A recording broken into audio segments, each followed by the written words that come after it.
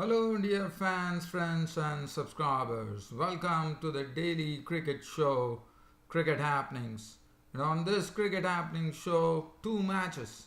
First, the match between India and Sri Lanka, where first I would like to apologize, dear fans and friends and subscribers, that I really made an error yesterday when I said that I was a bit surprised by Kohli's decision of batting first.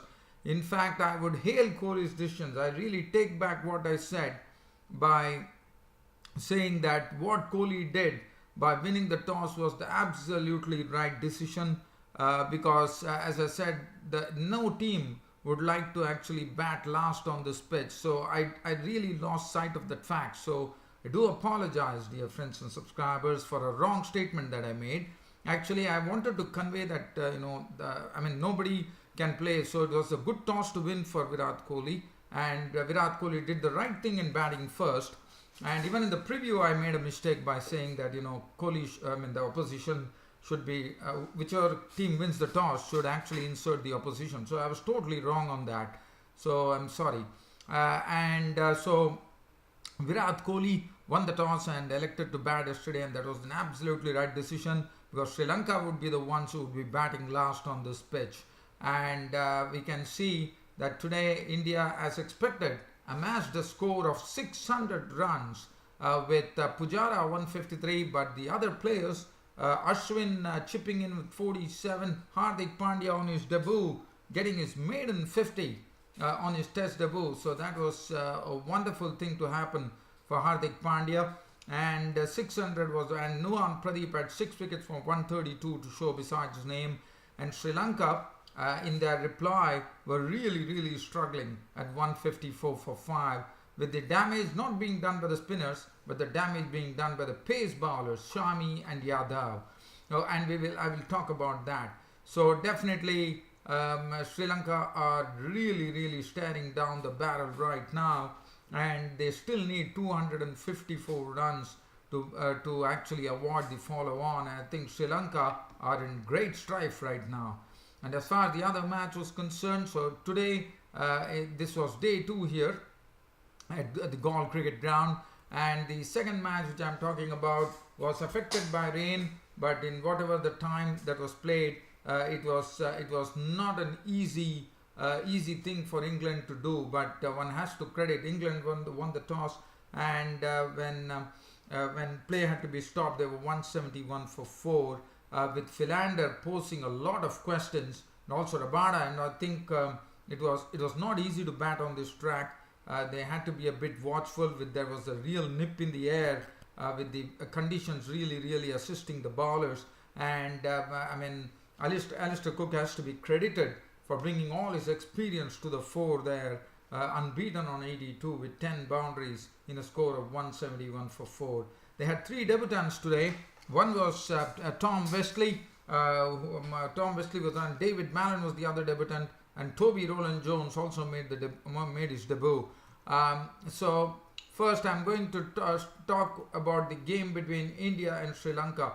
So India, resuming on their overnight score of 399 for 3, started off, and in fact Lanka did a good job as they took 2 quick wickets in the morning, which was pretty good to see. In fact, the first wicket to go was Cheteshwar Pujara.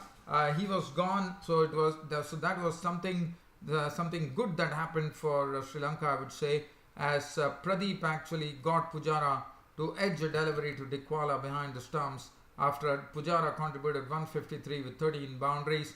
After that, Rahane and Ashwin were at the crease, and Ajinkya Rahane, after collecting 57 with 3 boundaries, Lairu Kumara actually getting his wicket caught by Karunaratne. And then, so that was the time when Ajinkya Rahane was out, the score at 432, and this was the time probably the Sri Lankan bowlers could really get a sort of a handle on the Indian innings. But they definitely could not do much because Ravichandran Ashwin came in and played some very bold strokes on the offside. He started stroking the ball neatly and nicely, Ridhiman Shah contributed 16, and Rangana Herath got a solitary wicket in this particular in this innings, as he picked up the wicket of Ridhiman Shah when he was caught by Pereira for 16 with 3 boundaries. But other than that, Ashwin Jadeja was clean bowled by Pradeep for 15 with 2 boundaries. But other than that, it was Ravichandran Ashwin indulging in some very good stroke making, contributing 47 with 7 boundaries. But Hardik Pandya on his debut really went aerial. In fact, he played with that same aggression that he's known for. He's an aggressive all-rounder, and that's what he brought to the front by contributing 50, and his maiden 50 in his very first match on his test debut. He has got a 50 under his belt, and so that is something that Hardik Pandya would be very, very happy about. His contribution was 50 of 49 deliveries, 5 fours and 3 sixes, and all the 3 sixes being hit of the bowling of Nuwan Pradeep, who was deposited. I think it was Nuwan Pradeep who got deposited by Hardik Pandya. They tried to bowl short to the Indian batsman. Indian batsman really caught on and handled the short balls very nicely. Mohammad Shami also indulged in some big hitting as he went after the bowlers, the spinners I suppose, and he deposited 3 sixes in his knock of 30. Umesh Yadav was not on 11. He also had 1 4 and 1 6. So the lower order really indulged in some big hitting. And finally, the score stood at 600, and India were all out for 600 runs, the magical figure. And that definitely was a really psychologically a very big score for India. As far as the bowling is concerned, Pradeep definitely deserved the rewards that he got. 31 points, 31 overs, 2 maidens, 132 runs and 6 wickets. Lairu Kumara 25.1 overs, 3 maidens, 131 runs and 3 wickets. So definitely he bowled a better line today. Lairu Kumara yesterday at 13 overs, 95, and today he really caught on to a good line. He learned pretty quickly. 3 for 131. Dilruwan Pereira 30 overs, 1 maiden, none for 130. Rangana had the solitary wicket, 40 overs, 6 minutes, 159 runs and 1 wicket. And Gunatilaka bowled 7 overs, none for 41.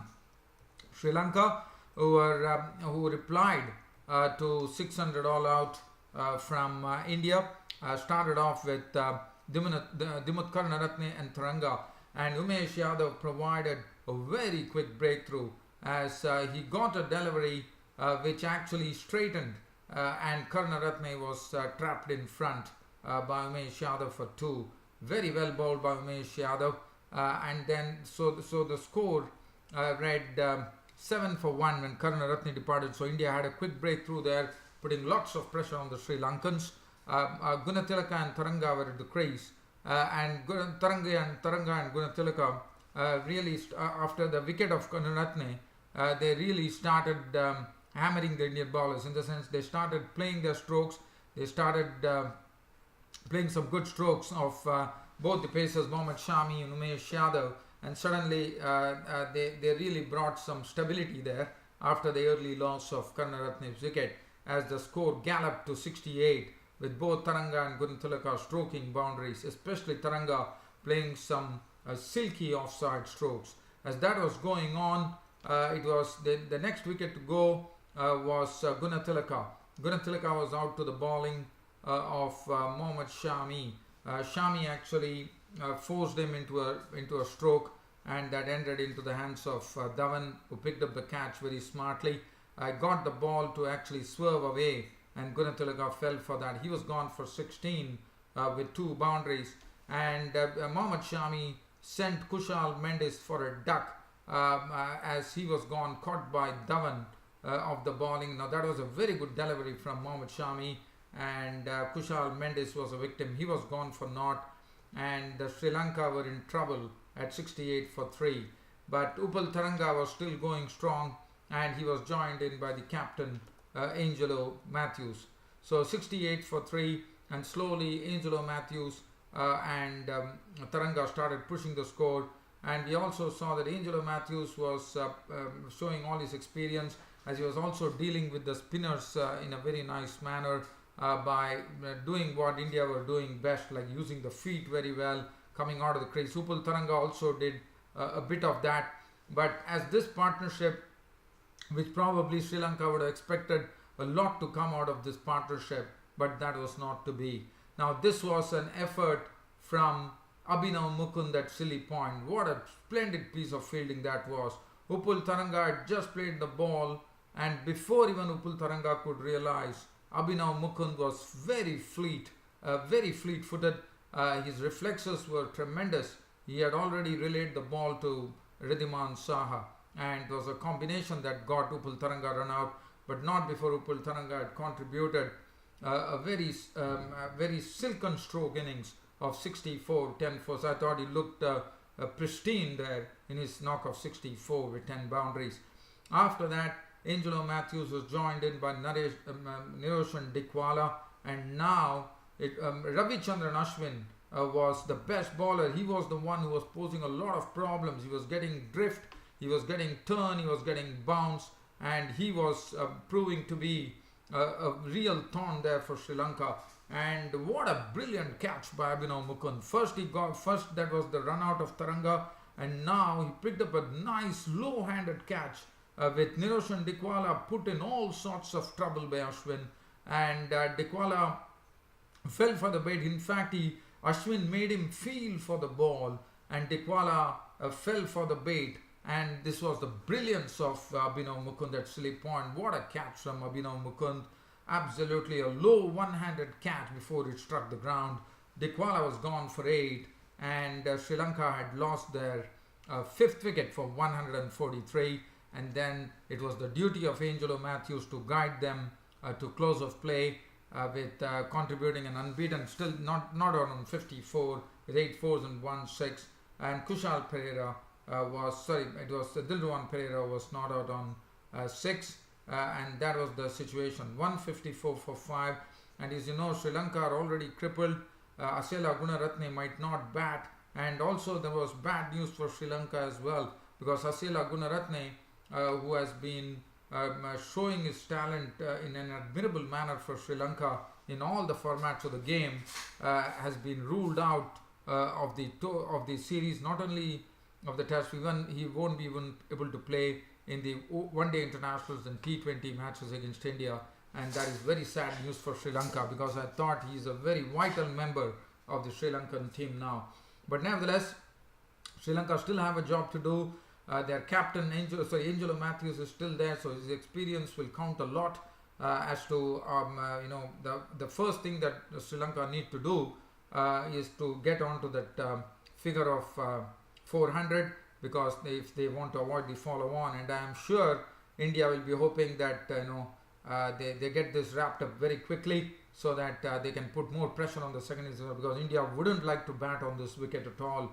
They would like to see to it that they manage an innings defeat for Sri Lanka, but there'll be a real test, so Sri Lanka will be knowing that very well, and one has to see what approach they adopt tomorrow.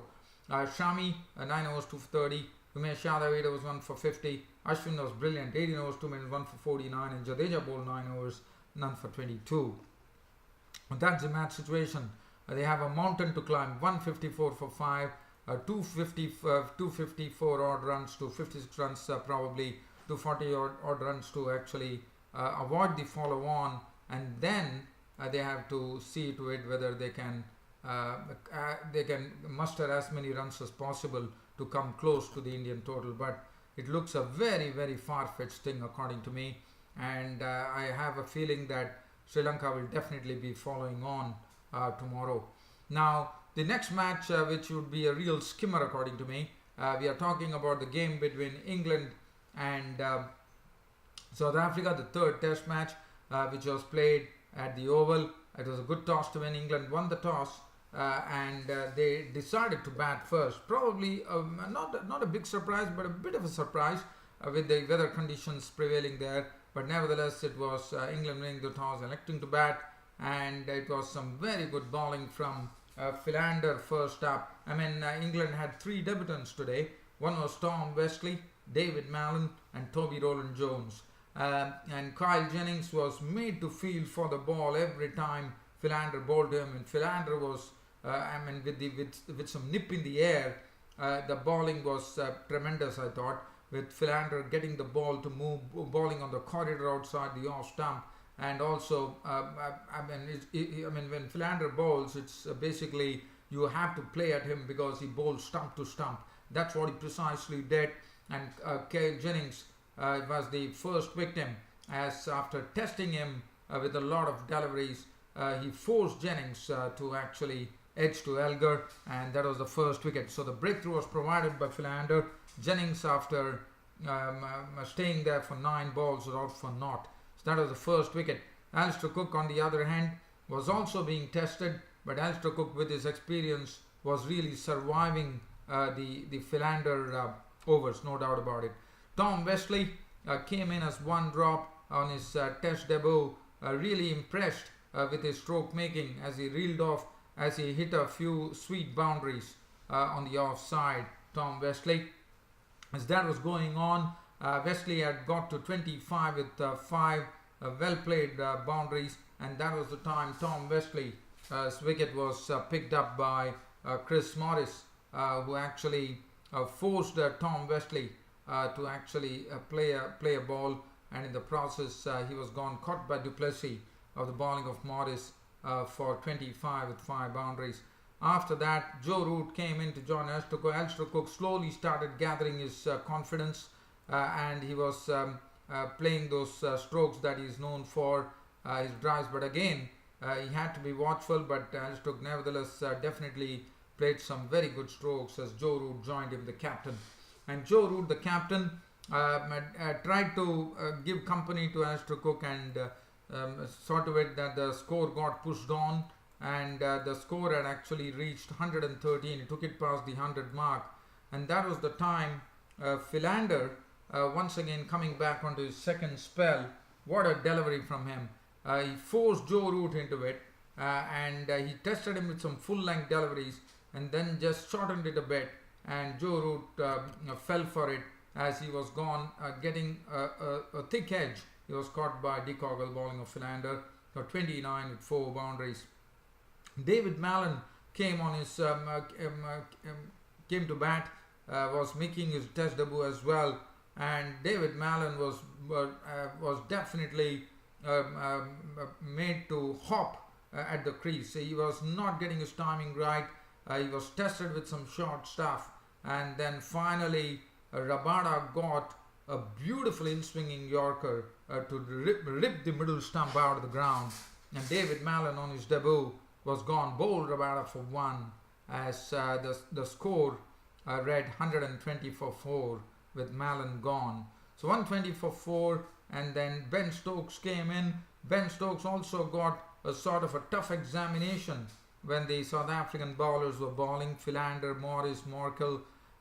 It was not so easy for Ben Stokes to play the strokes. As I said, there was a nip in the air, there was some movement for the bowlers, and because there were a lot of rain interruptions as well. And finally, when stumps were drawn, it was Alistair Cook who was holding it for England with an unbeaten 82 to his credit, with 10 boundaries. Ben Stokes had carved out 21 runs, unbeaten runs. He survived a few close calls there, but managed to survive the day with an unbeaten 21 to his name with 1 boundary. So 171 for 4 was what England finished with at the end of the day. As far as the bowling was concerned, Mone Morkel, 16 overs, 4 minutes, none for 48. Did not pick up a wicket, but nevertheless did a good job. Philander, as always, look at his bowling figures. It looks like he was playing a one-day international. 12 overs, 5 maidens, 17 runs and 2 wickets. Tremendous bowling from Ferdinand Philander. Made full use of the conditions, especially the nip in the air which was available, which Philander made very good use of. Rabada also did a good job. 13 overs, 4 minutes, 1 for 32. Keshav Maharaj, 10 overs, 1 minute, none for 16. And Morris, 11 overs, 1 minute, 1 for 48. So that's the match situation here on day 1 with rain stopping play. 171 for 4 was the final tally. So definitely we're hoping that on the second day the rain, there's not much rain, and play really goes on. Well, dear fan subscribers, it was a pleasure talking to you on this daily cricket show today, and definitely Hoping to see you all tomorrow on my next cricket broadcast, which will basically talk about the third day's play in the match between India and Sri Lanka, which is very well set right now.